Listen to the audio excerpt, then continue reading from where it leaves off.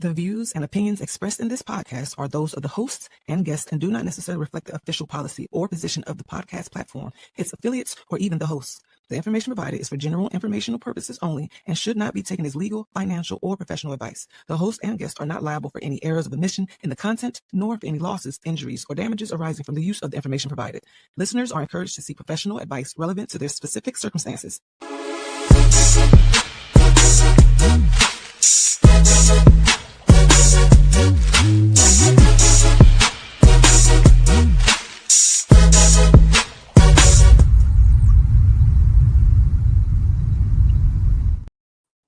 Are we live? What's good, great people? I am Ezel Moon, and I have a special guest in the building today.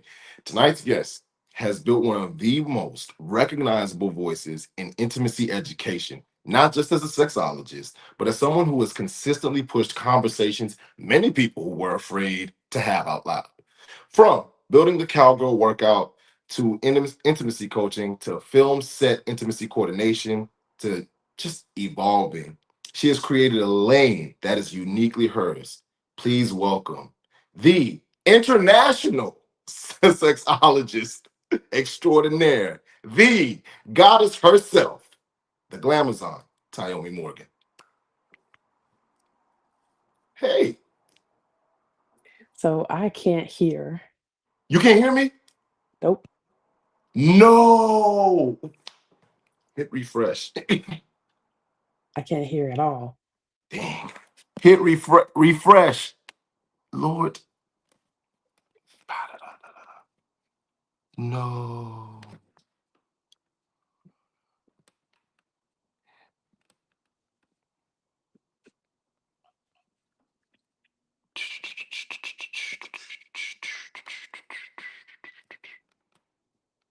Just fixing the post.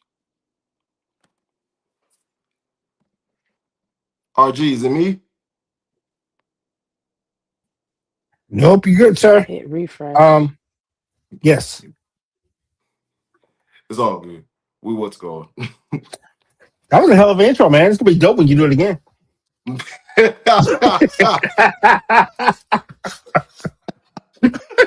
That's hilarious.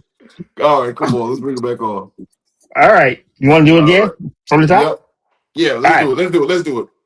All the way it goes. All right. So tonight's guest has built one of the most recognizable voices in intimacy education, not just as a sexologist, but as someone who has consistently pushed conversations many people were afraid to have out loud. From building the cowgirl workout to intimacy coaching to film set intimacy coordination to just evolving publicly while protecting her private self. She's created a lane that is uniquely hers. Please welcome the Glamazon herself, the goddess herself, the Tyomi Morgan. Oh wow, that was a great intro. Oh my gosh, that was like the best intro ever. Thank you kindly. I appreciate Oh my it. God. Yeah, research. The thing is, like, I actually in the first one I put the international sexpert because you international with it from Yes, I am. London to Yes. Nairobi. Yes. You've done it all. You're the one. You are the one. Thank you. I appreciate that. Oh, not a problem. How you feeling this evening? I'm feeling really good. I've had a great work day. Then I got to like take a break to come and talk to you. This is my first podcast of the year, so I feel honored to be here.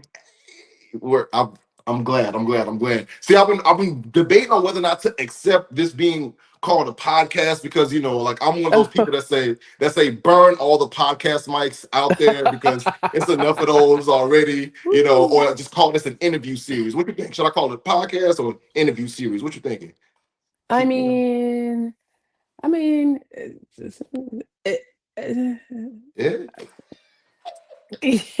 Whatever just is keep clever, rocking in the free world. whatever is going to help you with your search engine optimization and getting it out there, like, Yeah. Okay. All right. I'll keep my SEO in mind. I got you. I'm gonna just keep calling it a podcast. Yes. So in 09, right? In 2010, right? I was an undergrad, and you was on America's Next Top Model. Mm-hmm. Yep. How Mm. has, I I gotta ask, how has those experiences impacted, how you how you honor yourself today? Well, okay, let me see. How can I Um, say this? Well, first of all, it was like a childhood dream of mine, right? Because yes. Top Model came out when I think I was in high school. Mm, Um but and when I was younger, so I have a twin sister, and I remember there was this director who was working for Wrigley, the mm, gum, well, Wrigley, and I'm from Chicago, so Wrigley is based in Chicago, and he saw me and my sister in the back seat, and he wanted to like use us in a commercial, but my mom was like, no, and so we would get approached often about modeling and stuff, but my parents were very adamant about us not participating just because of all of the negative things that can come along with modeling. And so when America's Next Top Model premiered, I was like, I'm going to be on this show. So when I got old enough to audition, I started auditioning, and I got rejected like 4 times. But I was very adamant about and very persistent about making it on this show, because I started like auditioning for reality TV and like modeling and stuff um in my early like late teens, early 20s. And so when I finally landed like the special audition, because there was a public audition that they would announce on the radio, then there was a secret audition where like girls were hand selected by producers to come to a separate audition where you would actually get to audition for Tyra. So the fact that I got on the show, it was a little disappointing. So when they say like, oh, you should not meet your heroes, right? And it's mm, probably because we put people on a pedestal to the point where like we don't have an accurate representation of who they are.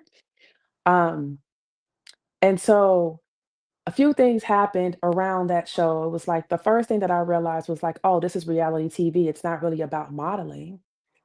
Two, um, they were trying to get me to like be a villain, and I would not compromise my integrity to do that, because I would have totally made it to that top 12 because I did everything perfect. My look was perfect. The walk, my interview with Tyra was hilarious to the point where they ran my interview with her, like a snippet of it, as a commercial for cycle 14, which is the cycle that I was on. Um, and so uh, it was like I had this dream for so long, and I thought modeling was going to be my future. So when I didn't make it to that top 12 and I had to go home, it changed everything for me. It changed the trajectory of like where my career was going to go, because I was like, well, I'm not going to be a fashion model, so what am I going to do next? And so I shifted into art modeling, modeling nude. Um, because Tyra actually was quite like biased against women who were vixen models, booty models, as she would call them, anybody that model knew, sex workers, all of that. mm, And but it was actually a blessing, because if I would have gotten into that top 12, I would have been under this very strict contract with Bankable Productions that would have prevented me from doing what I wanted to do. So God covered me essentially. But I yes. was also thrust into the realization of how Hollywood works and how IP also works, because when I went on that show, I told Tyra a story about a planet that I created. And the week that my episode was airing, they dropped a press release saying that she was coming out with a book. And the premise of the book literally was my concept. So here I was, a young 21 years old, and literally saw my idol, like somebody who I looked up to my entire childhood, take my idea and turn it into a book, and I got no credit and I got nothing for it, right? And the way I found out was like very it was meant to be hurtful. Like the person that sent it to me was somebody that I used to date, and he sent it to me to be spiteful and to try to like tear me down. Mhm. Um, and I was hurt by that for so many years. So fast forwarding to who I am today, it's like number one, um, I've always stood on my integrity. So I was glad that I did not compromise my integrity for an opportunity, especially in the face of my idol at the time. And I'm saying idol because that was back then. I don't idolize anyone now. But at that time, I was in front of my idol, I was in front of all these executives, and I was in front of the president of the CW network. Mhm. And I could have had a contract. I could have been on that show. I could have went further. And I chose to stand on my integrity. I just kept hearing my parents say, like, I just kept hearing their voices in my head, like, you represent us, don't compromise your integrity. And I didn't do it. And so it also reminded me of like, in the Bible where it says like, what is it for a man to gain the world and lose his soul? So I yeah. was just like, man, I'm not about to do that. That's crazy because you guys, what I understood from reading the contract, even though it was a lot of legal jargon, was that they could edit me to look any way that they wanted to because it was a TV show at the end of the day. And I'm like, if y'all want to make me look like a big black villain, because it served your storyline, then you can do that. And I just did not want that. I wanted to control my IP. So now I'm like, I do get to do that. Like as an independent creator, as a business owner, like I'm a legally registered business.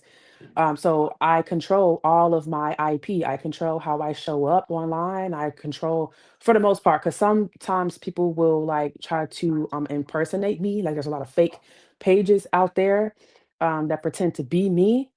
But it just taught me a lot very quickly at a young age. And it taught me like you have to protect your ideas because people don't have their own, and it also taught me like, "Oh, you have good ideas, so just go out into the world and create something." First and foremost, I want to say I'm sorry that that took place. Sincerely Oh, speaking, that sucked. yeah, I mean, like that's a wild concept to me. Wow. Um, you deserve everything that is amazing that is coming to you. Because I mean, you are a self-made like Yeah, mogul. Sincerely yeah. speaking, and it's what's so fascinating to me is the fact that you know in the space that you're in, you've remarked on previous interactions and other platforms that your dad was the one that started you on your journey with commenting about how prolific of a writer you are. Mhm. um Yeah. and you just started, and what you chose the subject matter was sex. Mhm. um i'm I'm sorry, I'm kind of a little something like in shock from what you said earlier, but I'm also like really very much so in the space of like right now. But I do want to, talk to us about, you know, finding that path. I know you've spoken on it before, but you Mhm. know, is there any details that you've never like revealed in regards to it to the world? Um, so it's interesting because like growing up, I had desires to do so many things. Like I'm a multifaceted, multi-talented person. And people who get to know me, it's funny because we'll have conversations and I'll be like, what don't you do? I'm like, there's a lot that I don't do, but there is a lot that I can do. Right. So writing was something that I've always been drawn to since I was like 4. Like my mother's younger sister, God rest her soul, she was like my first hero because she was a writer and she self-published in the 90s and she did a book tour. She was the first person to like go to Africa. She like went to Africa on a barter, which I was like, what? She taught me how to barter. And I wanted to be a journalist, but I didn't go to school for journalism. And I remember my aunt telling me, like, hey, you don't have to go to school and get a degree in journalism these days. Like, you can start a blog. This was when blogging was like the newest thing, right? And she printed out this manual that was blogging 101. She printed it out for me, bound it up, and gave it to me. and was like, use this, right? So I had that plus um, experience in using WordPress. So before I started sex blogging, I was a writer, a freelance writer, and I would take on different odd jobs. One of the jobs that I had was working for an artist named Tony Williams. Shouts out to Tony, who was actually Kanye's like first cousin. And Right. Tony does a lot of the hooks and things for Kanye's music or whatever. And Tony was the world famous Tony Williams was releasing an album, and I got into a group with these his publicist and another it's like two other people where we were basically working on his street team to help him promote his album. So at that time, MySpace was still a thing. So we were on MySpace, just kind of like it's called spamming now, but back then we was just flooding the internet with like, Right. hey, go support Tony Williams, King of the Fool album, blah blah blah. But I was also kind of like moonlighting as a junior publicist. So I was helping his publicist write press releases and get them out there and stuff. And then at that time I had a fashion blog because prior to modeling, like I went to school for fashion design in Brooklyn, New York, Pratt Institute. Shout out to Pratt, one of the top design schools in the world. And so I still had this idea that I wanted to like be connected to fashion. So I started a blogger blog talking about fashion. And Tony saw my blog and he was like, I love what you're doing here. You should publish your posts on my blog. And I'll never forget, like one of the blogs that I put up on Tony's blog. I remember Kanye saw it and Kanye like shared it on his blogger. So I was like, Hey. oh my God, Kanye West shared my blog about futuristic fashion. Yeah. So that's something I never shared with the world. Oh, Um, but it was the experience that I got on WordPress through syndicating my blogger blogs on Tony's blog that helped me start glamouratica101.com, which is my sex blog, right? right. Um, and it was scary at first because so from top model, so first of all, already leading up to top model, I was already like modeling in Chicago doing like runway shows, print, and different like events and stuff around the city. And then when I did top model, it just like blew me up. So like popularity kind of like went through the roof. So people knew me as like model, right? Hey. And so I already knew a lot of people like in radio and like local celebrities and stuff like that. And then I got on Twitter because I was working with Tony. So Mhm. I was on Twitter and stuff like that. So anyway, um it was scary because at Mhm. first I was like, I am not going to put my face on this thing. I am just going to write and be anonymous, right? Right. And one of my friends and like mentors, shouts out to Ahmed, Big Med. He works in radio. He worked in Chicago at the time, but now he's down here in Atlanta as well. Hey. And he was like, your image is powerful. You need to put your image on your blog. I was like, fine. So I remember putting a banner of myself. It was like my favorite picture of myself at the time. It was like me in like this white lingerie, straight black Mhm. hair on like this carpet, like a shag kind of carpet. And like there was like curtains behind me. It was like my friend's living room. It was very nice living room. I put that picture in the banner. And I'll never forget. And Atlanta has such a special place in my heart because I actually hand wrote my first 5 blogs for Glamouratica in a journal as I was sitting in Hartsfield Airport waiting on my partner at the time to come and pick me up. Oh, And when I got back to Chicago, I published those blogs and then, like when you do something, you just do it and you run off like, "Ah, I wanna see it." yeah. Yeah. I So know that. I that know that feeling really well. Yeah. That's how it was. I posted it and I ran off and I was like, God. But then I became obsessed with looking at the numbers on the back end, Right. seeing how many people were reading, and the numbers were going up and they were going up quickly. Um, and then people started like hitting me up like, yo, where did this come from? Because even though like I was like popular, people knew me and stuff, I was kind of quiet, very private about my life, especially my sex life, but I was like doing my thing, experimenting and whatever. But I was very hush about it. So it was like left field for a lot of people who knew me. They were just like, what the fuck? Like, where did this come from? Oh wait, can I curse on here? My bad. Oh, you're Um, good. You're good. okay, Go so for it. so um I started getting interviews very quickly. Like, and this when I started, this was the beginning of blogging, not blogging, podcasting, Yeah. but it was called internet radio at the time. And so I had friends who had internet radio shows, and then I had friends who were in terrestrial radio. And my friends in terrestrial radio, shouts out to Tony Schofield and Leon Rogers, WGCI. Tony Schofield doesn't work at GCI anymore, but Leon Rogers still works there now. But they brought me on their show, um, and I was just like, this is crazy. And so it just like took off. And I'm an OG YouTuber. Like I Yeah. started YouTube in 2010. My page is pretty much goaded. um, I took a break for a minute now. Like, I hate to say how long I haven't really posted anything new there, but I've just been letting it simmer because censorship has been taking a lot of people's pages down. They've even removed some of my like videos that were like OG videos that have gotten millions of views, which pissed me off, but it's fine, whatever.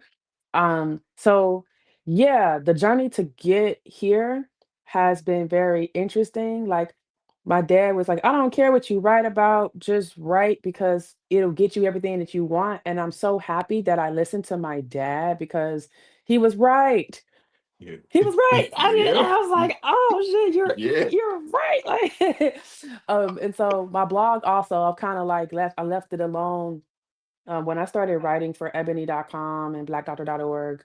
Yeah. I kind of left the blog behind, but I'm relaunching the blog this year and kind of like reinstating it Yeah. because it's needed. Like when I Yeah. started the work, it was for the purpose of being a representation for Black women. And I'm happy that since I've started, there's been so many more Black women who have gotten into the work of like sexual health and sex education, but my voice and how I present and how I communicate is needed.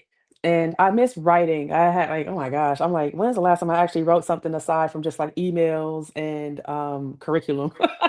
Yeah. I cannot even tell you. You know, when I sent you the message saying that you are dynamic, I really meant that, sincerely speaking, because of the Yep. fact that I was like, nah, you something serious. Like from your blog to writing for Ebony. And by the way, I can't wait till when you bring that back. I just, if you want, I'll review, I'll read through myself, and I'll put something on my page. So just in case, if you need me to look over something, you just let me know. Or if Okay. you, All right. or if I you, need or a if you second pair want of to, eyes. yeah, what I'm saying? Or if you just want me to interview somebody for you, so you don't got listen. You let me know what you need me to do. I got you. But I did Okay. want to. I did see this. Speaking of interviews, yeah, I watched. You interview Rev Run and Tyrese. I did. Oh my gosh. Super throwback. My God. Like it's like I've done so much stuff. Have I've done so you many have? things that I forget sometimes just how much I've done. So, shouts out to Justin Morgan.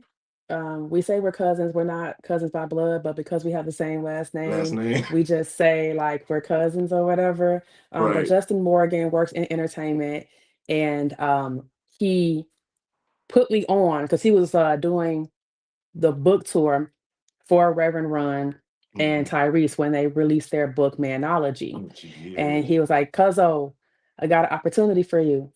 Mm. Come to the press junket. I said, bet. Let me tell you, that thing was interesting because they were into it that day. And they were gonna try to like put everybody in a room to just fire off questions at them. And everybody who came to that interview, we protested so loudly, they were like, all right, everybody's gonna have like 10 minutes tops.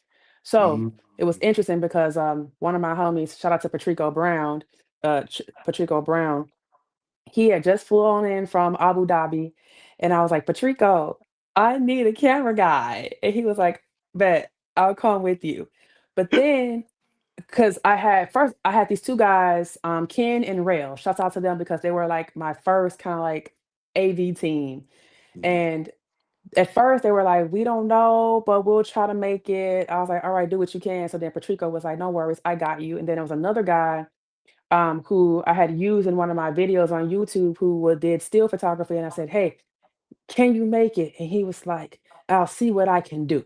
Right. So I had all these "I'll see what I can do's" that I was just like, okay, but Patrico was the one that was like, "I'll be there." And he had another guy who he said he could like have come along. Man, get to the hotel, okay?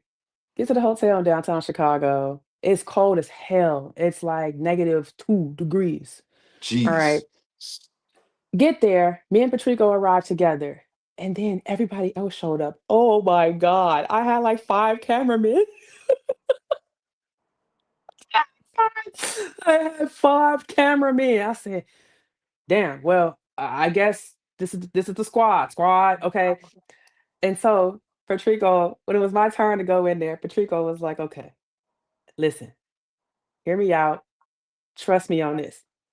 Let us go in before you and set up, and then you come in. I was like, all right, great. So we do that. And Tyrese is looking confused. He's like, but what's all these cameras for? So so Patrico, like it's like my representative at this point, and he's just like, um, this is Tyomi Morgan. She's a blogger. That we are her team. And he was like, oh, okay, you know. And so then I come in, they kind of soften a little bit because you could feel the tension because Right. Justin was like they were beefing backstage at the Steve Harvey show. 'Cause at the time, Steve Harvey was shooting his show at the NBC Towers in downtown Chicago. And so they had went to that show prior to this press junket and they were into it. So I could feel the tension when I came in there. And as a journalist, I was like, I feel into the energy first, and I already have my questions prepared, but I'm also ready to freestyle it if I need to. Right. Mm, So we sit down and I'm asking them questions and stuff. And I remember, I'll never forget this moment because manology was just kind of like trying to teach women the game about men or whatever. And so I asked a question like, you know, um, how do you think women who didn't have like positive male role yeah. models in their life, like, how do you feel that they're going to receive the messaging in this book? Right. I, So I then remember this moment. Tyrese, head ass nigga, sorry, is like, He looked at well, you. let me ask you a question. Do you have a positive male figure in your life? Oh, that pissed me off quick because I come from a nuclear family. Okay. My parents are high school sweethearts. They have been together for 47 years. They have been married for going on 40 years this year. Okay. And my father, the one thing he wanted in his life was to have daughters. And he had two, he had twins. So my dad has been an active participant in my life and still is an active participant in my life and has been there from day one. All right. And I was just like, oh, you're making an assumption because I'm a black woman that I don't have a father. I turned around so quick and it was like, yeah, my father, and he's been there And he's from turning day 51 one. this year.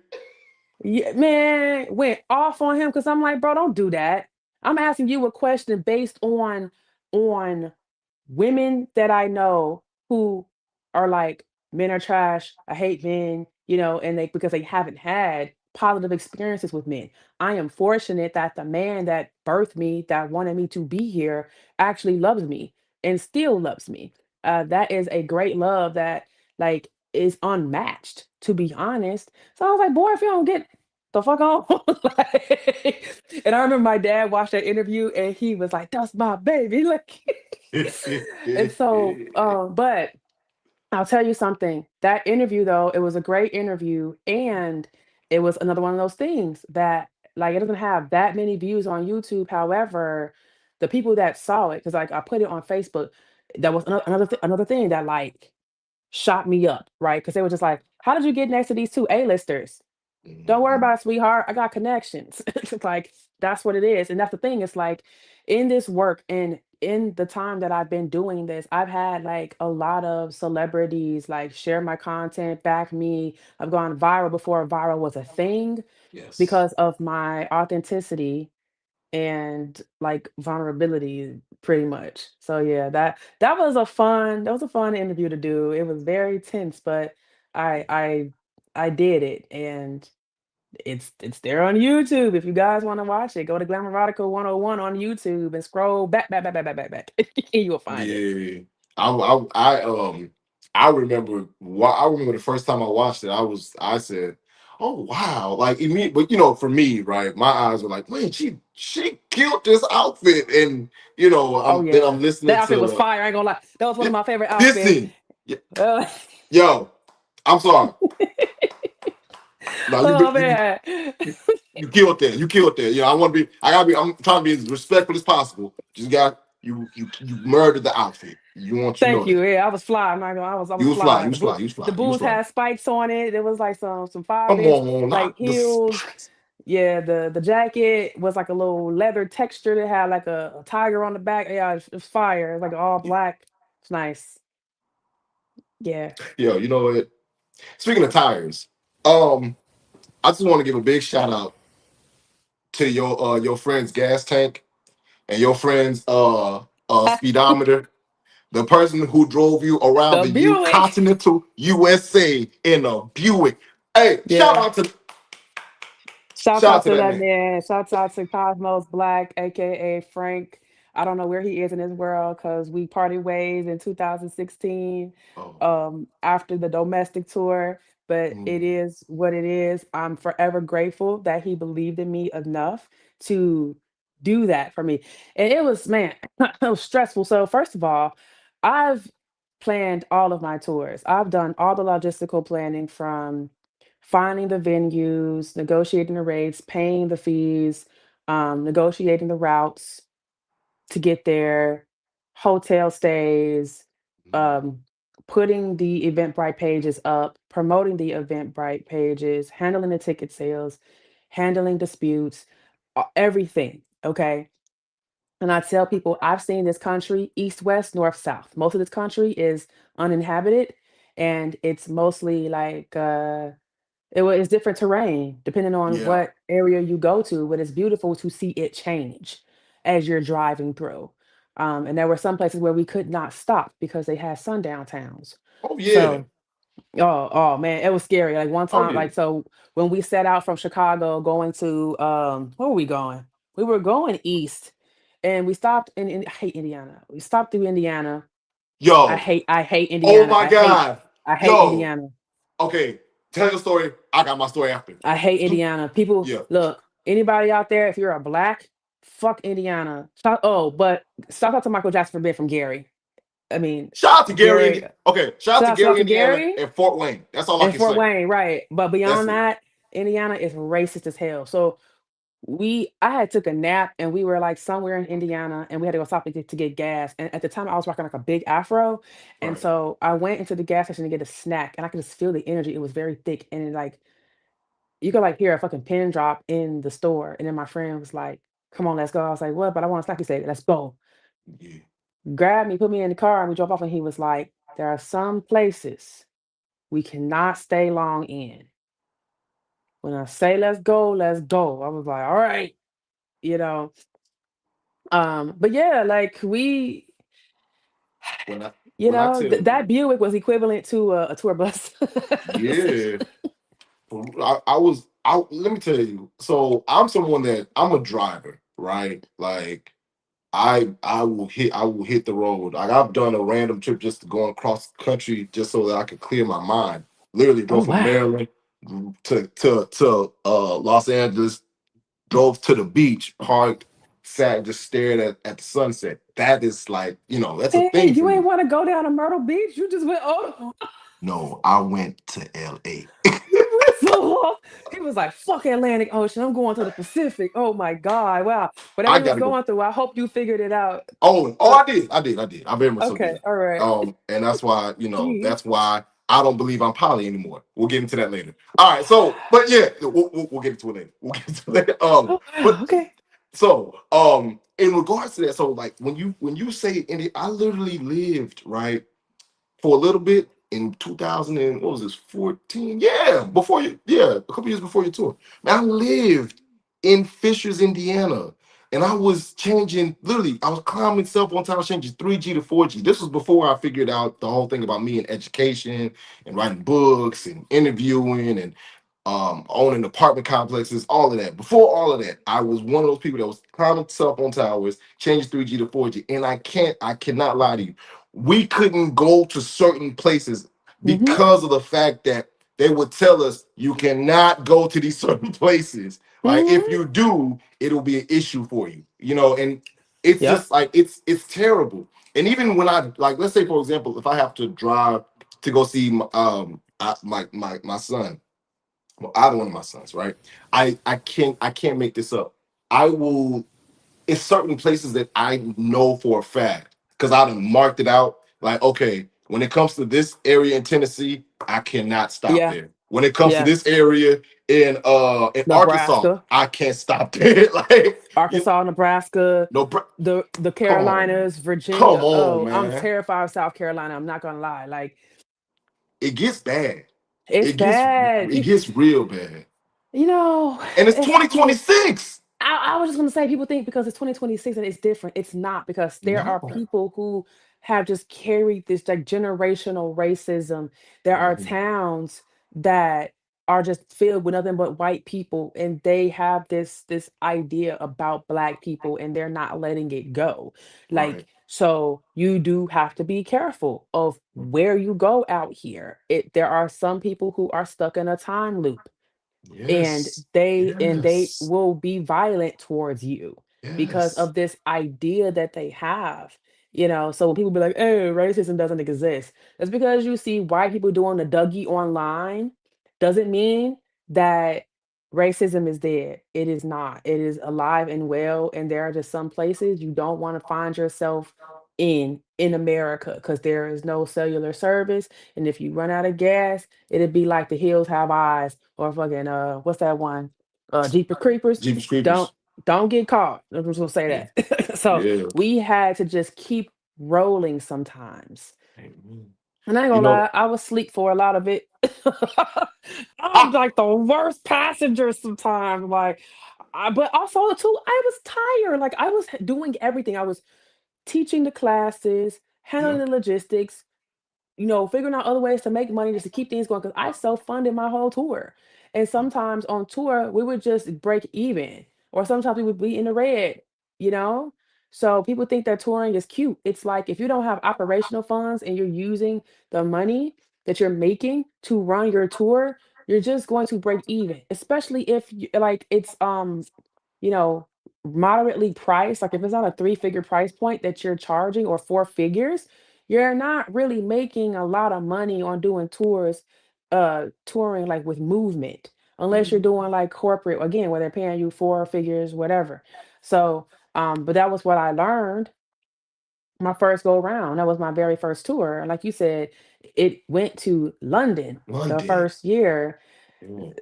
and I was adamant about that because in 2015 I was promising my UK followers that I would come there, and I didn't make it happen in 2015. So in 2016 I was like, we're gonna make it happen, and I made it happen with the minimal. Shouts out to my friend Steve and Bud for being my host and like making my first trip to London very magical, where I didn't have to pay for lodging and food and all that. Only paid for the Oh, place that I hosted at. And he was somebody that was a Twitter friend.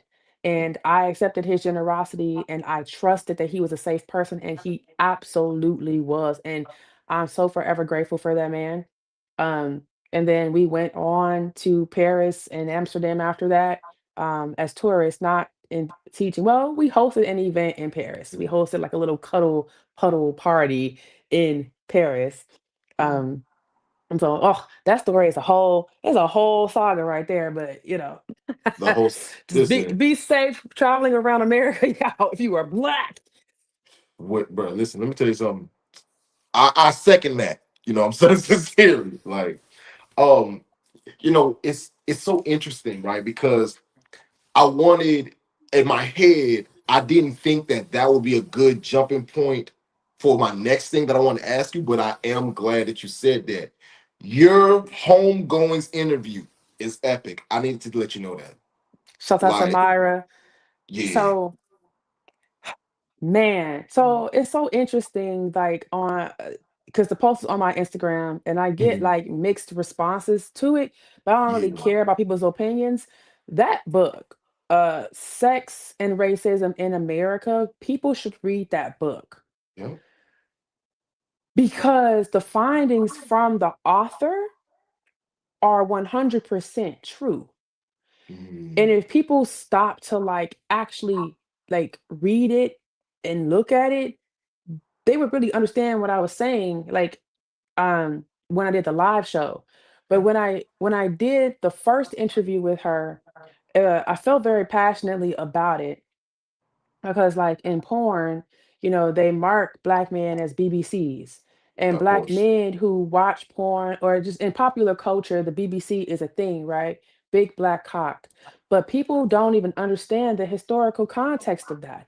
And they don't actually understand how it is a rebranding of something that was used to basically market The black Mandingo. male bodies, right? The Mandingo was uh first of all, they snatched that from the Mandingo tribe in Africa, which was a play on that, right?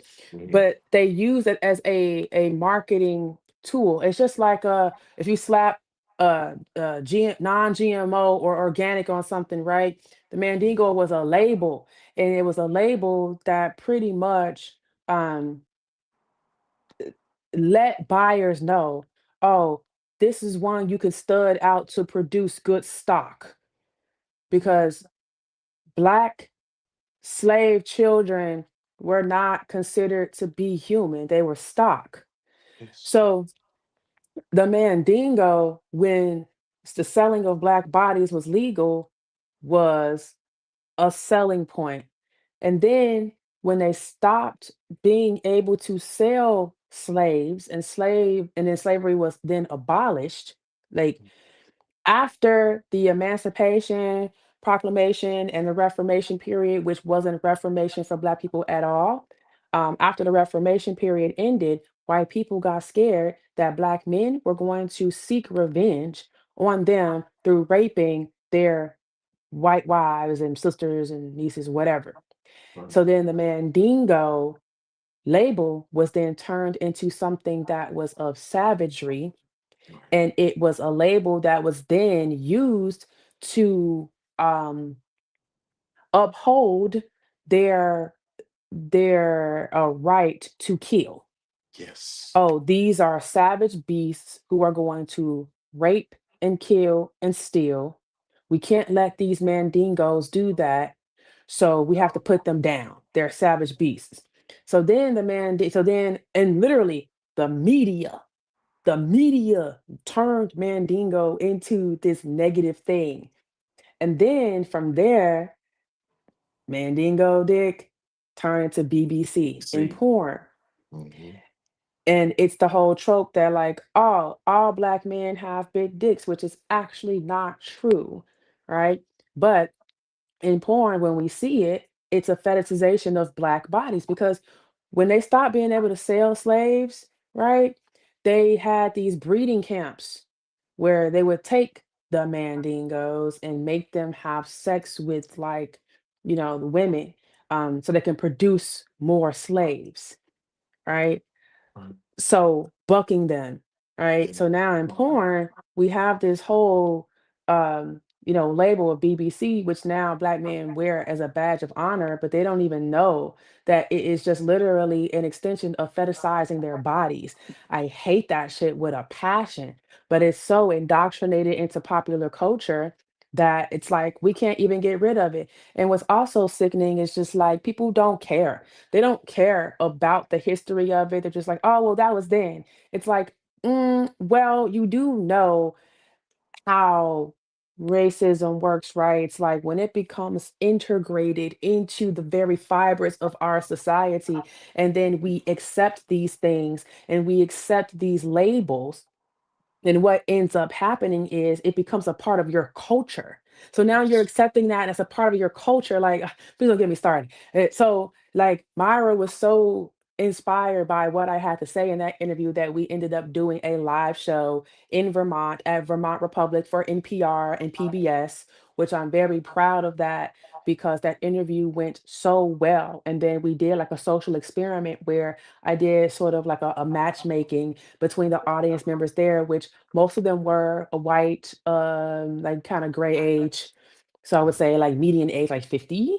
Right. And there were a handful of like black people or people of color in the audience, but I made like 60 questions, which were like getting to know you questions that centered humanness and not racial identity. And it was the most beautiful thing I've ever seen occur in a room. And I'm very proud of that, those two interviews. Cause I mean NPR and PBS, like, come on. Come on. Yeah, you are up there. I mean, everything that you've done is literally, just contributing to this, like I said, this in my head dynamic. Like enters into spaces with knowledge and is able to disseminate it to people in a manner to where they're able to actually ingest it, understand it, and move forward and utilize it. And there was something that was so profound in what you were talking about, right? On one of the clips. And it sparked a question in me, right? Especially with you who are solo poly, right? How do you know your heart has connected to someone? um it's interesting because I feel like my heart connects to people all the time. But when we're Mhm. talking about like romantic connection, Right. there is just like the truth that like deposits in my spirit. Like in my spirit, it's like everything feels it feels right. It doesn't feel like it's forced. It doesn't feel like there is confusion. Yeah. And if there is, then that's something that I have to sit with myself. Because, like, there's levels of attraction. Like, I might be physically attracted to somebody, or I might have an attraction to like their personality. I might feel safe with them on a level of like a platonic level. I might be attracted to their intellect. I might enjoy having conversations with them. But on a romantic or sexual level, there might not be that kind of same connection there, and I might feel apprehensive in that area. And so I allow myself to connect with people and for my heart to connect with people in whatever way it's going to connect. And I don't think that romantic love, sexual attraction is higher than like platonic attraction or intellectual attraction. I see it all just like it's attraction. And so I'll let myself like, you know, lean into that. But it really is an intuitive thing. It is something that like I will sit with myself, I will go within, I will ask myself the questions. And this is all happening like within a matter of seconds, to be honest. Um, what I have had to work on over the years is being honest and authentic in how I communicate with people about what I'm feeling in real time, because I used to be a big people pleaser where if somebody liked me, then I would just go along with it, even if I didn't feel the exact same way for them. Because a part of the people pleasing was like the need to be accepted. Like when I grew up, I was bullied in middle school, very lightly bullied like freshman year of high school, but like in middle school, I was bullied and ostracized by my peers. And when I found my little tribe of people, I used to just stick with those people, Right. So it wasn't all so bad. Plus, I was like one of the smartest people in the school, so it was like you can only bully me so much because, well, first of all, my father's a Marine. He taught me how to defend myself, and I used all those defense mechanisms consistently. And I was in the principal's office quite often, but because I'm so diplomatic, I never got in trouble. I never got suspended. I never had anything on my record because, like, I could talk my way out of things. First of all, secondly, um, like because uh, because I was ostracized and bullied growing up, it was like then there was this like desire to just want to be chosen, to want to belong. So in romance, because like I didn't have a date to the prom. I was never asked to the dance. Oh, Yeah, no, none of that. Like I grew up feeling like an ugly duckling. So you want to go to I prom? Yeah, yeah. We can you can make an adult prom one day and just Well, go. I Pick will some. say this. My aunt, my late aunt, her best friend had a son named Billy who was a little troubled. But I ended up going with Billy to the prom, to his prom, because he didn't have a date, and so I got to go to two proms. So I felt like that was a flex, but I was Okay, never okay. like I never had right. I never had a real boyfriend in high school. Like, I had crushes, but I didn't know that anybody was crushing on me. I was a nerd. I ate lunch in the basement in the honor roll lounge in at Proviso West High School because I was scared of the lunchroom. The lunchroom terrified me. I only went in there to get them damn boneless cookies and a Fruitopia. That was the only reason why Ah! I went. The only reason why I went in there. All right, and then How do I know what you mean by boneless cookies and you know what I'm talking. them joints is fine. Them joints is fine. Fine, fine. Fine. I was just Yo, so that's the only time I went in the lunchroom. Other than that, I was in the basement eating in the honor roll lounge because I was so scared. I had social anxiety real bad. So, like, I'm so happy that I've gotten to the point in my life where I'm no longer people pleasing and I'm like compromising myself and my integrity by accepting relationships or accepting things within certain dynamics just because I want to be chosen. It's like, nah. And I'm very happy to like be in a primary partnership now with someone who like checks off so many boxes. There's so many green flags. It's the happiest I've ever been like in a relationship. And within my polycule, like I have people who actually love me and care about me, Oh, and it's more quality over quantity now because before I felt like I was just like a collector of people and I had these people in my queue, but the connections were not what I thought that they were. And when I started like taking inventory and asking the questions, I was like, oh, wait a minute, it's not what I thought it was. You out. You're out. And but I had to clear that space to actually attract something authentic and to attract what I really wanted. And I'm glad that I did that work. So it is work, essentially, like to boil it all down, like work to know um where I'm lying to myself and then telling the truth so that I can make space for what's real to actually permeate my heart, to know that it is actually for me and it is in alignment with me. I love the fact that you talked about, especially right there at the end about lying to yourself. Because I'm not gonna lie to you. As someone who was a people pleaser at one point and who lied to himself about the value of his space in other people's lives, right? I can tell you Yeah. that, yeah, growing out of that, it took time, a lot of energy, and a lot of just really just sitting with myself and just doing the work. Um, It's consistent work though. Like yeah, it don't because when stop. you it Yeah, doesn't stop because when you have like 2 decades of like people pleasing or 3 decades of people pleasing, yeah. once you realize you were doing that and then you start to do the work, it's a consistent work. And I'm gonna say I feel like I'm gonna be doing this work until the day I leave this body Oh, for sure. because it's insidious. Like that shit takes on a Yes. lot of different forms Mhm. and you have to check it.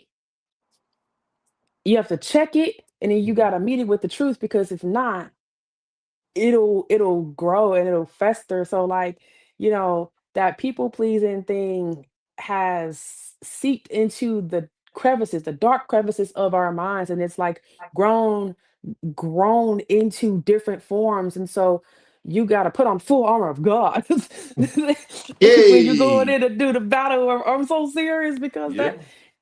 that that thing is so crazy, and I'm speaking from personal experience because I do shadow work on myself consistently, like daily, okay? Like because it that is what is required. It's required for you to transform your mind consistently. In the places where there are errors in your mind, the places where trauma has seeped in, and the lies and deception have seeped in, and you've made a home for it in your mind. It's like when you recognize that it's not in alignment with like divine order, you have to eradicate it. And in that kind of healing is happening moment to moment in your life, and the healing is instant once you change your mind. But you have to give your nervous system new data in order to correct like the armoring that surrounds our nervous system when we are traumatized. The only way you chip away at that armoring so you can actually feel is to give your nervous system new data. So you got to do something different, and you have to consistently do that different thing. Because I think I read somewhere that like trauma, one traumatic event requires like seven non-traumatic events to like rectify it.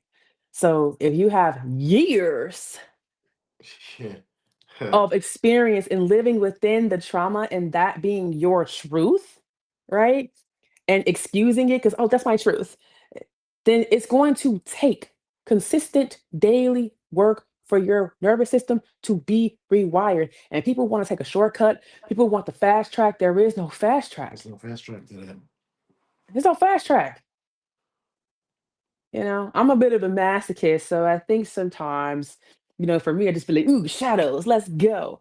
Yeah. But I have to remind myself, like, "Hey, don't stay in the don't wallow in the sad feelings. Like, feel them and then move on." I think Man, that's been the what's it called? That's been the like my lesson, right? Recognizing that um I am actually the house. I am not the feelings that come and reside in that come and reside in the house. I am the house. The feelings come and they go. Then you have to like no matter what feeling it is, anger, sadness, depression, anxiety, all of it. It comes, you observe it, and then you let it yes. go. Don't So make a that you bed. Don't make a bed for it. can make a bed for it. You're absolutely I like that. I'm gonna add that to my to my notes that I've been taking. Um I'll Shouts be out to the way of mastery, because that ain't mine. That's the way of mastery. Yes. yeah, I'm putting that in here. Um I did want to say that we have to take a quick commercial break and then we'll be back. I do have so many more questions, but I'm not gonna lie to you. You, I've been enjoying this conversation that I definitely blew past when we were supposed to have a commercial. So let's take this quick commercial break. You ready? You ready to do it? Yeah. All right, 3, 2, 1, commercial. WSAN Radio, the soul of America and beyond. Join DJ Ron G and the WSAN crew every day for the Ron G Morning Show, Funk Friday, and Gospel Brunch Sunday. From local heroes to national guests, WSAN Radio connects you to the pulse of our community. One song, one story, one soul at a time. WSAN Radio, where music, motivation, and movement come together. Streaming live, follow us on Facebook, YouTube, and WSANradio.com.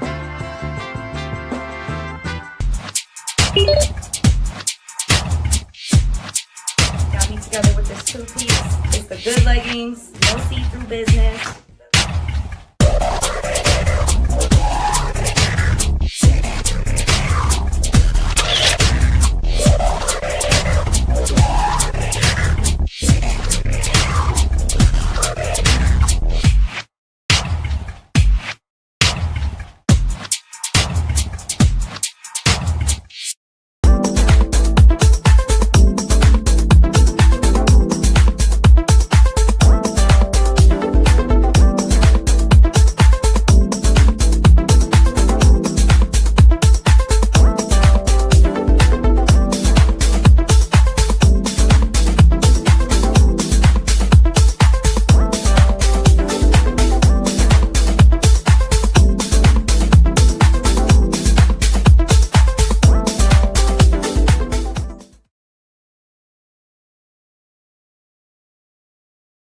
And we are back. Thank you guys so much for tuning in this evening. I have the goddess herself, Tyomi Morgan, here with me, going through so many different things, man. We done touched on so many different topics, man. This is awesome. Yeah, Um, yeah. I'm not gonna lie to you. Like I'm still, I'm there's a lot of stuff in my head. It's a lot of stuff I want to. I got so many more questions. Yo, you mind coming back again for like a round two in the future sometime? Like, you know what I mean? Just to, Yeah, sure, because I know like you have a time limit, and yeah. man, look, for you, the limits, limits. Anyway, um, you're the owner of the first polyamorous matchmaking app. So it's not an app right now, Not an but app that right is now. coming soon. It's But coming soon. um, so I it's funny because I I said that, and then I found another person who has a polyamorous matchmaking agency. But I would say Mm, I'm the first black because I haven't seen anybody else black to own a polyamorous matchmaking agency. And I would like to say I'm the first like true polyamorous matchmaking agency because a lot of the agencies that I see out there, they have like these memberships and mhm. you can join the membership and then you can have access to like a database of people and then they'll take you through whatever their proprietary process is with matchmaking. Gotcha. But I got a certification through Love Pro University, so I'm Hey, a Love Pro matchmaker, certified dating coach and matchmaker. And so I'm not just introducing people to potential matches. Like I'm helping them to rectify like what are the issues in their dating process yes, and then matching them with people who on paper are as compatible with them as possible. I don't do anything about chemistry. Chemistry is not my job. That's the job of the people going on a date, right? yes. Um and I started this because I got blocked on match.com and Twakify, they are another site. Like I applied, and when I applied, they said we don't work with people like you, so we're gonna give you a refund, and we're gonna cancel your account. We're gonna close your profile down. Oh no. So I was like, people like me, that's crazy. And so when I started doing my research, I realized that like in traditional matchmaking, like it's mostly focused on hetero dynamics with people who want to be married because the success rate for most matchmakers is how many people have we gotten married? And so, shout out to my mentor, Tana Gilmore, who is one of the members of the Duo, one of the most successful Black matchmaking agencies, one of the most successful matchmaking agencies, period, in the world, I'm going to say. And they've been in business for like, I think going on 15 years. Ooh. And when and she's also a sexpert and an intimacy coordinator and from Chicago. So we had Hey. all those things in common. I was just like, how can I not like have this woman as my mentor? And so when I brought the idea to her, because it came to me in a vision, like I was at a lifestyle resort in Florida, and I had like a vision of what my life it felt like what my life could look like. Like I was like sitting by this like infinity pool and I was with this couple and we were having champagne. I don't drink anymore, but I was having champagne with them and they were talking to me about like their perfect match and stuff. And like they were a very wealthy couple. And so I was just like, is this my life in the future? And then it just came to me like, oh, you can start a matchmaking service for polyfolk because when I publicly came out as polyamorous and started talking about my lifestyle, people became interested in like, how are you managing multiple relationships? How are you finding multiple relationships with people who are compatible with you and all of that? And then I hear like all these horror stories, of course, about like poly dating, specifically amongst Black people. Yep. Um, and you know, and Polyfuckery is what you called it. yeah, I mean, it's not just a term that I've coined, it's a term that like within the community at large, like Yeah. we talk about it because people are not operating in a way that is like integritous and has a form that is healthy for everybody involved. I think a lot of times people are trying to circumvent the emotional labor that is required in polyamory. And I'm like, hey, you don't have to identify as poly. You can just say you're E&M and that you just like to live an open lifestyle. Because for the longest time I was identifying as just open. And I remember 2016. See, 2016 was a very transformative year. I'm telling Um, you. Oh, man.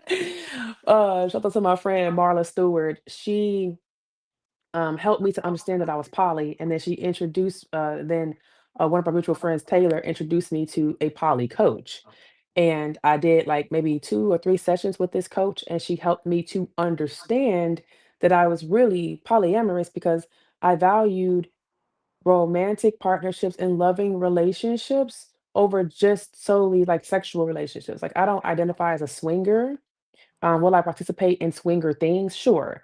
But I never really like completely identified with that side of the lifestyle to identify as a swinger.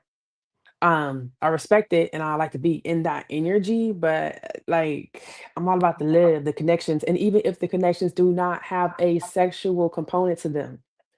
And so I was just like, oh, okay, polyamory. And then I started understanding that there were different dynamics and definitions, and this just there's just so much to know.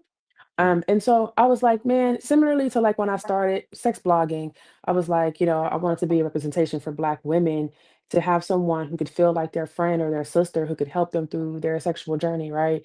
In Yes. polyamory, I want to help single people who identify as poly, and couples who identify as poly, or even if they don't identify as poly, if they are E&M and they're looking for like substantial relationships, they want to have like long-term relationships with people, then I want to help them find the perfect match. And it's funny because my mentor was like, well, how are you going to gauge success if your people are not getting married?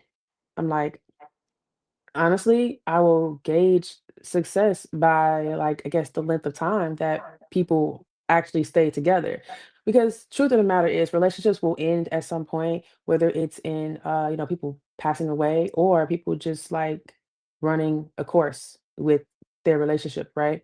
Yes. But for me, it's like if people get together and they're solid and they're in a relationship for 6 months to a year, that's success. That's a successful, connection. And so in 2025, I did a soft launch of my agency. I had an event and I invited people to come, people who were like lovers of mine, close friends, and also colleagues like in the industry. And then like life started lifing in 2025. Woo. And so I had to put it down for a second. So now I am preparing to like fully launch. I've already had people like inquiring and reaching out and stuff. But a big part of it is like, okay, marketing, making sure I have the structure there. So literally this week I've been working on a bunch of content and redoing my website and all Yeah. of that because I'm going to be attending the Polypalooza in Charlotte, North Carolina in June. Okay. And it is an event that is put on by a woman named Ebony and her husband. And this is going to be their last year doing it, but she started the event, the Polypalooza, because she wanted to have something that was like community based that could bring Black polyamorous people together that wasn't just filled with polyfuckery and chaos. Because unfortunately, in some of these circles and in some of these communities, things can get messy. I mean, you know how it can be just generally bringing people together. And so I'm excited to attend and to also be there as an educational source and an emotional support because, like, you're bringing poly folks together, some who are single, some who are new, some who are very experienced in their enclosed containers, and as polyamorous folks are, like, we're still very open in our hearts. So, like, emotions are gonna do what they do, So I'm just like, I'm there Yeah. to support, but also enjoy myself, to network, and to promote my business, Poly Matchmaking Agency. And yeah, I'm excited about it. I'm excited to see it grow. This is my newest baby, so to speak. And I'll be doing a podcast tour second and third quarter and throughout the rest of the year, just promoting it and getting it out there and hopefully being able to get some, some paid marketing out there around it because that's how new eyes are going to get on it. The main thing is like building up my database of eligible people who they all might not be single, but they are looking to date others, right? So, and people's dynamics change all the time. So, as a part of being a matchmaker, it's like you can build up a database of people. Um, and when you're going to look for people for a client, you got to like call people or reach out to them and check to see like what their status is. Like, where are you at? Are you dating somebody? Are you married? Are you available or not? Do you still look like this picture you submitted? Like, oh, man, people be catfishing. I'm People be telling you, man. catfishing. So unlike, a dating app or unlike some of these agencies where they just have a collection of people, I'm vetting people thoroughly, like talking to them, making sure they're real, making sure they look like what they say they look like, because if people are, and I have a bespoke agency. This is not, this is a five-figure price point to work with me because of the amount of work I have to do to find what people are looking for. Like, just to give you an example of like some of the dynamics that people could potentially want, like, you know, a bisexual female couple who's married looking for a husband to be the father of both of their children. I am I am understanding. I That that is something that I understand why people would pay you for that. I totally you, get that. that's not something easy you can just walk into and Yeah. find. Even there's a lot of like, guys out there that's like, "Yo, I want to be with two queens," but it's like their perception of that is so different than like the Than what it dynamic I actually just is. described, right? Yep. Because these are two women who are together, married, been together for an extended amount of time, and they want to bring a man into their dynamic, but they want the man to be a husband to both of them equally. That takes a very special man and a very specific type of personality, and they want it to be a friendship first. So it's not just about a man who wants to come in and feed his ego with having, two women who he's just fucking. It's like, Yeah. no, this is like about building community. So my work is very nuanced and it will require a lot of research and a lot of searching and reaching out.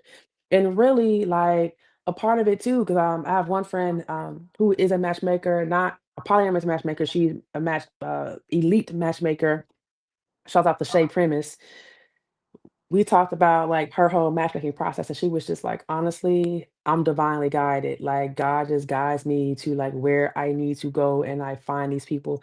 And I was like, yeah, it's gonna take that for me too, because because in this big world, right, where people are also still waking up, you know, a lot of us, especially Black folks, are in the shadows with our desires, and even though polyamory is more like in the mainstream now for Black folks, it's like we're just now kind of like waking up and coming into it. But it's funny to me though, because it's like we talk about grandpa who had like two families, right? And I'm Right. like, That- we're That's it right okay there. with accepting infidelity and cheating.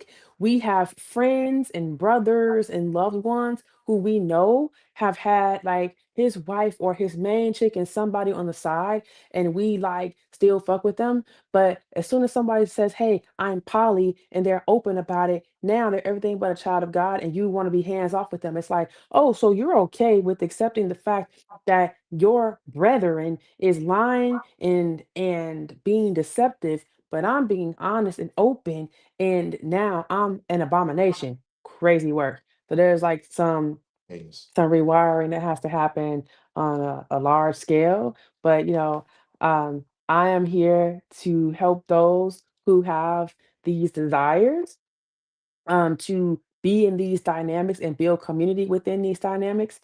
and they can't do it by themselves.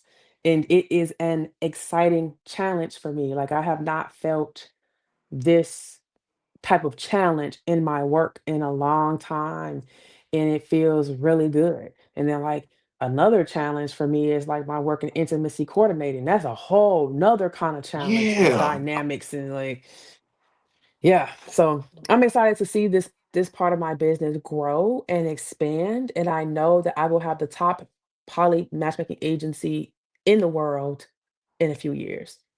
From your lips to God's ears, I'm Amen. I'm I'm telling you, it's gonna happen. It's definitely gonna happen. Yeah. Um, I want I have I have to ask this, because you do so many different things, but one of the main things that you've expressed is about empowering women in their sexuality. And I wonder for you, what do you feel like has been the hardest part now versus when you started in empowering women in their sexuality?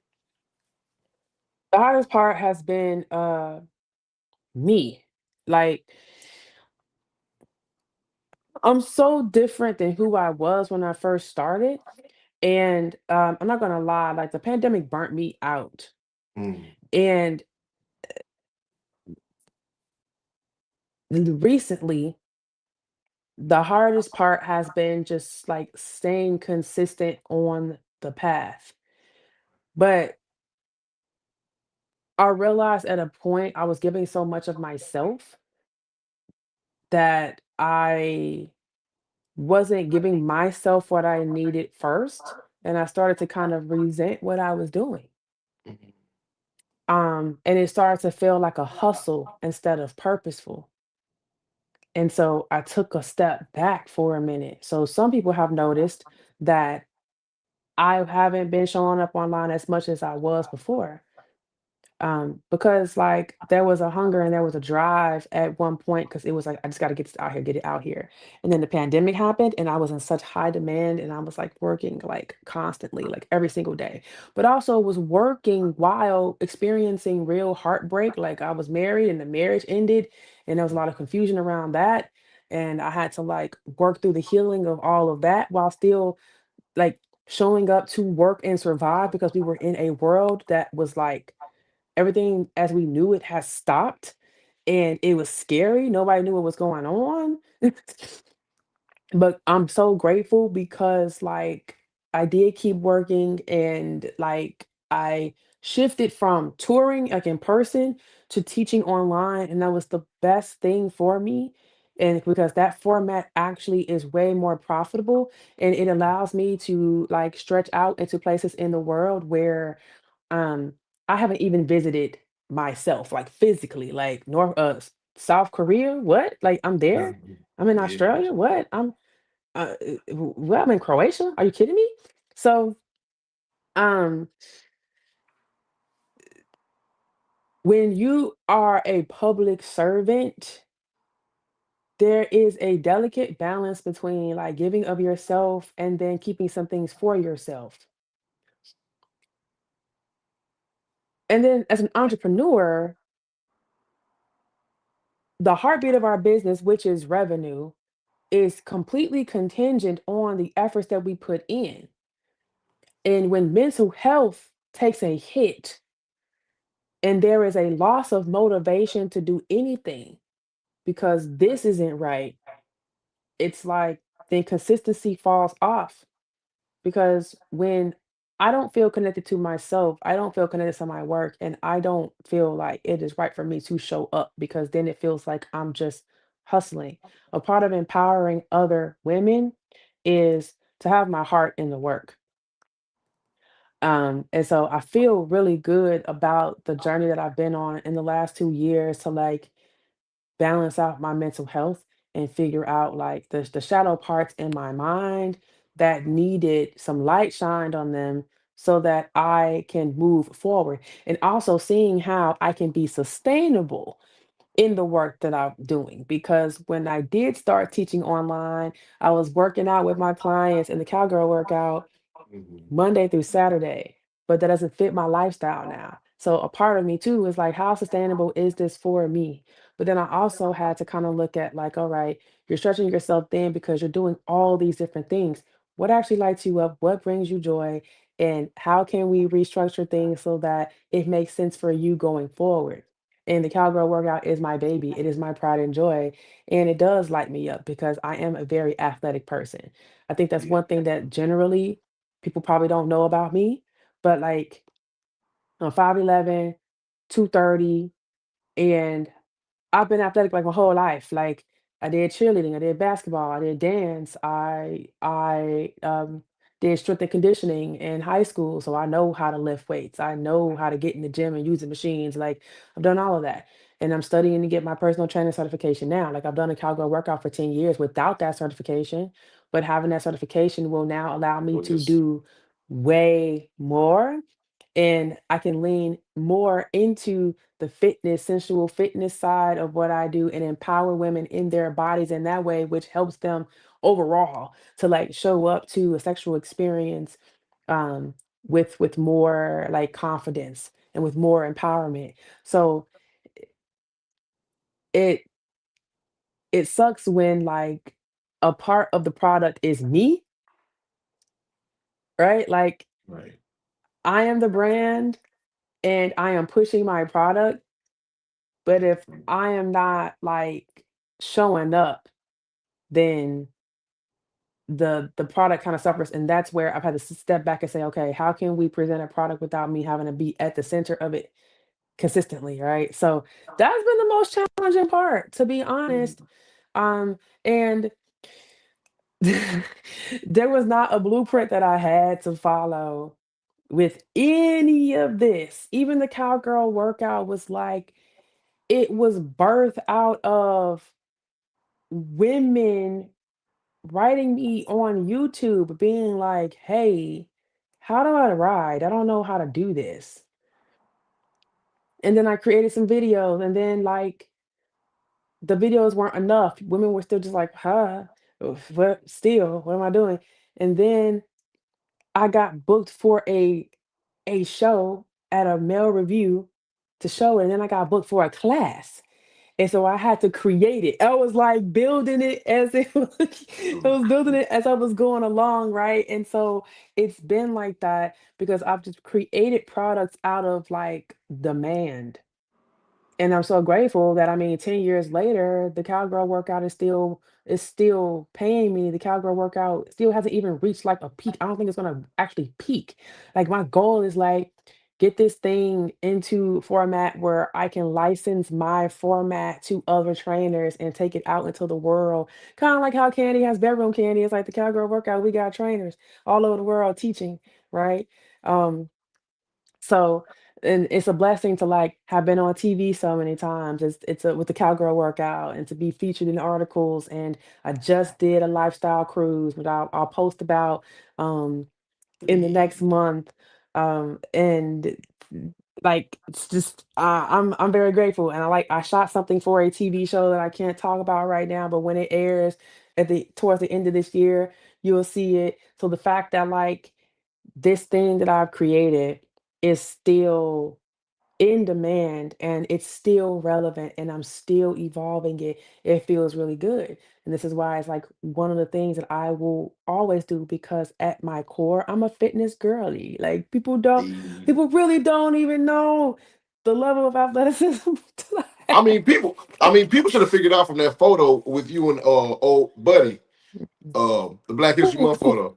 Yeah, I'm not gonna lie to you. I've Hey, been yo, laughing. You that got junk. So scissored. Yo, came out of nowhere. I was like, sis, this is not AI. This is real. Like, and it's so funny because moments like that happen in my life consistently. And unless somebody is there to bear witness to the shit that actually goes on in my life, people would not actually believe the things that happen to me. And the only reason why that picture exists is because random African dude I was hanging out with that night was like, I can't believe that this is happening, and took a picture. Like that picture, like I wasn't filming anything. This was not a session that was paid for or pre-orchestrated. It was just like a drunken, like it was thing. just a moment. Yeah, it Yeah. was a moment where I was like, ooh, some fun, some debauchery. Let's go. Like, so I always leave myself open for like debauchery and fun. And you know, and I think because of the climate that we're in right now is the reason why that picture went off because I post that every Black History Month. I do. You do. Cause I'd be like, yes, cause you bit me. And so now I Beat you gotta slam on you. twice, Like bro. And you told him the first time. That's the wild part. I gave him a warning and that pissed me off. Oh, your white privilege made you think. And people in the comments were like, "Oh, he did it on purpose because he wanted to be bent up." I was like, "I don't give a fuck why he did it. It was the fact that he did it, and now I had to teach him a lesson. And I wasn't gonna let him up until he tapped out, and he tapped out, and I was like, cool. And he started crying, and I'm just like, you know, this is real.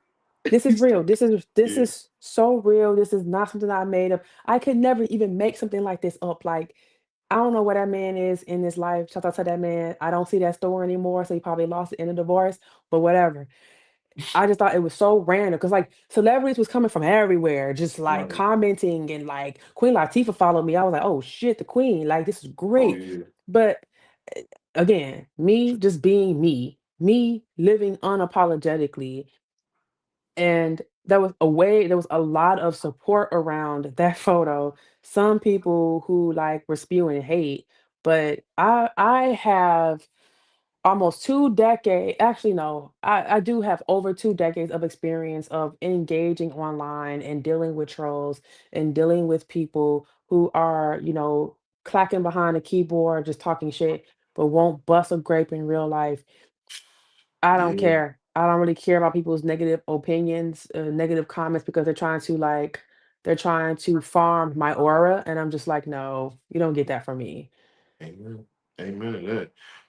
By the way, I just want you to know, after this interview is done, I'm gonna follow you on Twitter. Just letting you know. Just put Twitter's that a out there. whole Twitter's a whole different place, man. Also, Listen. that's where the smut lives, and also, Twitter is not as fun as it used to be. I'm not gonna hold you. Yes. Like it used to be so much better. So I don't even spend as much time as I used to. I used to have conversations about sex openly on Twitter, but it's such Mhm. a negative place now. It does not bring Yes. me joy to be on Twitter, and so I have my page there because again, people have fake profiles of me even on Twitter, but I keep it because I have a nice following there, like Mhm. 157 or something like that. It hasn't really grown or like reduced in like the last few years. Right. Twitter, I'm an OG. I've been on Twitter since December 9th, 2009.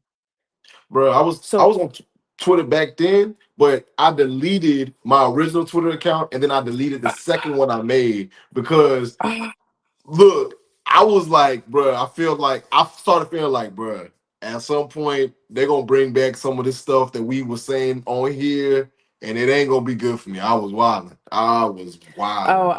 yeah, I mean, yeah. So it's funny because people just be going through the archives on my page and Hmm. people be liking stuff and I started to like delete stuff that they have liked because I was like, ew, not my ex-husband, delete. Like I uh, it's just some stuff that come up and I'm like, I gotta delete that. That it makes me feel very uncomfortable. So at some Right. point, I might have somebody just go through my Twitter and delete Truck. a bunch of stuff off of there. I might just pay them to do that because I don't have the time. I don't have the time, but I just be like, if it looks like this, delete it. Yeah. But yeah, I literally had this conversation with myself last week. I was like, dang man, I don't really give a damn about this place anymore because it just It ain't the same. because two So Twitter is X now is like it's sex positive to a degree, To but it. basically it allows sex workers to promote and put content up there. So really it's just smut field, you know. And Yeah. yes, I'm pro ho, pro sex worker advocate, all that stuff. But I miss the old Twitter. I miss when we would have like real conversations on there and people weren't just like posting stuff for clickbait. People weren't recycling tweets. There's so many Right. bots on there. It's Yeah. crazy. It's just not the same. But, I mean, you can amass a following on Twitter, a big following. I don't know. It's not the Ain't the same. I same. miss it. No, I feel it. Sure. Well, I want to get into the goal of the show. The reason why I do this, which is philanthropy. garnering support from the Yes. audience and putting it towards a charity or nonprofit that you care about. What charity or nonprofit would you like to spotlight today, and why is the cause that it faces so important to you? I would like to shout out the Chicago Women's AIDS Project. Gotcha. And it means a lot to me because number one, Chicago is my hometown, and Hey. I'm proud Chicagoan to Chicago win till we both like Chicago wind. Um, Hey.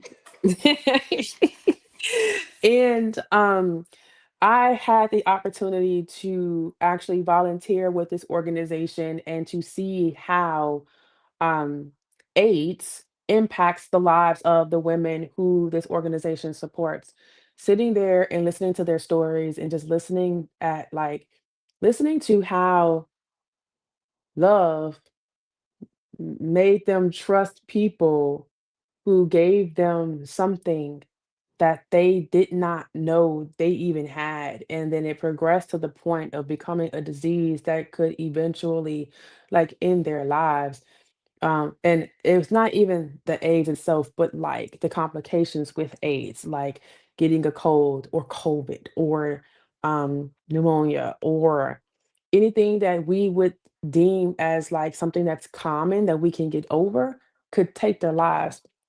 And so just seeing how many of them were in like lower income situations and they some of them had families, like it really broke my heart, and I was just like, "I have to support these women." So, um, that is the organization that I want to shout out. Please support the organization, because Black women are, the main recipients of the donations and the funds that come through this organization. Black women are the 3rd largest group that contracts HIV in America. And I advocate for anyone who is listening that is a Black woman to consider using PrEP. If you are HIV negative and you want to remain HIV negative, please look into PrEP, pre exposure prophylaxis, which is a medication that prevents the transmission of HIV if you were to come into contact with it. Um, Mm. Black women in heterosexual relationships are contracting HIV at high rates. It is because you guys are trusting your partners and thinking that because you are in a presumed monogamous dynamic, sexual monogamous dynamic, that you are safe and you don't have to get tested. And truth of the matter is, you should be getting tested consistently, no matter if you're in a sexually monogamous relationship or if you're in an open relationship or have multiple sex partners. You should never put your health in the hands of someone else. And I am a user of PrEP. I have been on PrEP for almost 4 years. I use injectable PrEP, so it is an injection, and I get it every other month. And I did that because number one, I moved to Atlanta, Georgia, where cases of HIV are extremely high. I am a polyamorous woman. I have multiple sex partners. Sometimes I engage in lifestyle events, and if I'm swinging in Atlanta or swinging in any other place where, cases of HIV are high, I don't know who may or may not have it. Do I look for tests? Yes. Do I look at results? Yes. Do I always vet that deeply? No. Do I use condoms? Yes. Are condoms 100% safe? No. So, prep, and I'm grateful that in my polycule, several of my partners are also on prep. So you can prevent this by going to your primary care physician and talking to them about prep.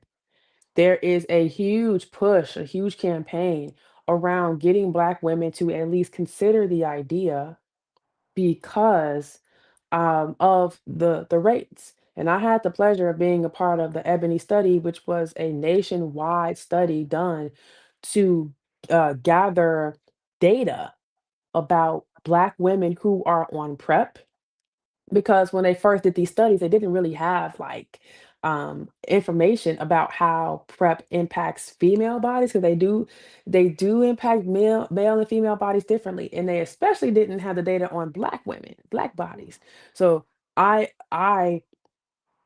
would just do these surveys and turn it in because I wanted to be a part of that to encourage other black women to get on the medication. So Absolutely. please understand, y'all, AIDS is a disease. It is the disease caused by HIV. You can only get AIDS if you have HIV that is untreated. And right now in 2026, PEP, post exposure prophylaxis, and antiretroviral medications help people who are living with HIV to lower their viral load to non transmissible status. And it enables you to live a healthy life. You have to treat it in order to maintain that status. And still living with human immunodeficiency virus, HIV, means that the immune system will still be impacted and will be lower to the point where there are other diseases that can attack the body in a way that can create unhealthy status for you. So you want to prevent HIV, prep. Yes, ma'am. And if you Yes. don't want to get on prep, get tested regularly. No matter if you're married and in a monogamous, I keep doing air quotes around monogamous, sexually monogamous relationship, because you don't know what your partner is doing when they are not with you. You just don't. The stories that I've heard in the prep clinic, I'm not even going to go into it, but I'm just going to say, don't put your hands into the health of your partner just because you think that they are sexually monogamous, because you are. Get tested. So, Chicago Women's AIDS Project, please support them. Um, Say less. And yeah, all donations that you send go directly to that organization. I want to say thank you so much for shouting them out. Though hopefully those who are underneath the sound of our voices, who are watching this live or who are watching this again in the future, shall in fact donate the time, energy, and effort to the Chicago Women's AIDS Project. Before we close out, we like to leave with words of wisdom for the people coming up behind us. So, uh, what words of wisdom would you have for someone who is scared of the shadow work that they have to do and doesn't understand how sexual exploration serves that? Find a therapist or a counselor that resonates with you, that is within your affordability, to help you gain the tools to move through shadow work. Because it is not something that the average person can do alone. These people have gone through training so that they can help you get to the other side of the burden of your emotions. And sexual exploration is something that is really optional, to be honest, because everyone isn't going to have like sexual feelings. However, opening yourself to that option and knowing that it is there for you, and having a sex positive mindset and understanding that your sexual health is a part of your overall health, um it it completes who you are as a human being. This is a part of your human experience. And having the awareness that this is available to you, whether you choose to explore it or not, is healthier than holding on to shame, holding on to guilt, holding on to any dampening feelings around the idea of at least even just opening up and exploring, even if that exploration is just reading books or having conversations, or listening to other people's stories. Seek out professional help so that you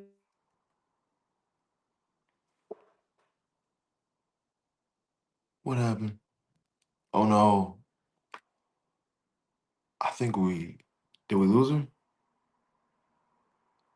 Yeah, Do I think we lost her, Bernie. Oh no. Let's give it a second. Let's give it a second. Okay. Hopefully, she can come back on and finish what she was saying.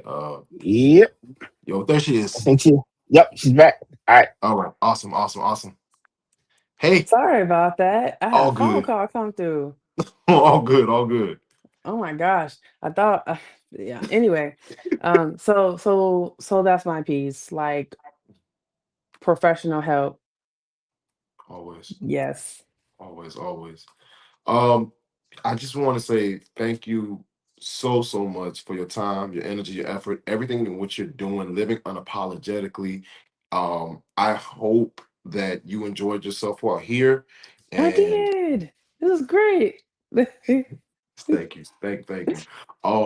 I hope to have you back in the future, and for you, if you know anyone that would like to come and sit on this platform and do this, please open invite for anybody on your end. I'll definitely for them I'll make the time because specifically because of you. You are amazing, sincerely. Oh, thank you. I appreciate that love. So we're gonna do is we'll bring you down. I'm gonna close out the show, and if you have anything that you'd like to tell me at the end, we'll after the show we can talk. But thank you so much, sincerely speaking. My pleasure. Thanks for having me. Not a problem. So you guys, that was the goddess Tyomi Morgan. Tonight, reminded us that some of the most important conversations are often the ones, people hesitate to have openly. And what I appreciate about Tyomi is that her work continues to challenge people to think deeper, not just about intimacy, but about honesty, self-awareness, confidence, and how we show up in our relationships with ourselves and with others. I hope you guys enjoyed this. Run this back a million times and tell your friends to tell friends to stay out of certain parts of Indiana. I'm Ezel Moon. Oh, my bad. I'm sorry. Tune in next Wednesday, 8:30 p.m. Central Standard Time. We'll have very, very special guests that will come up on here. It's going to be amazing. And I look forward to having you guys back. I'm Ezel Moon, and I'm not doing it unless it's fun and it helps people. Peace.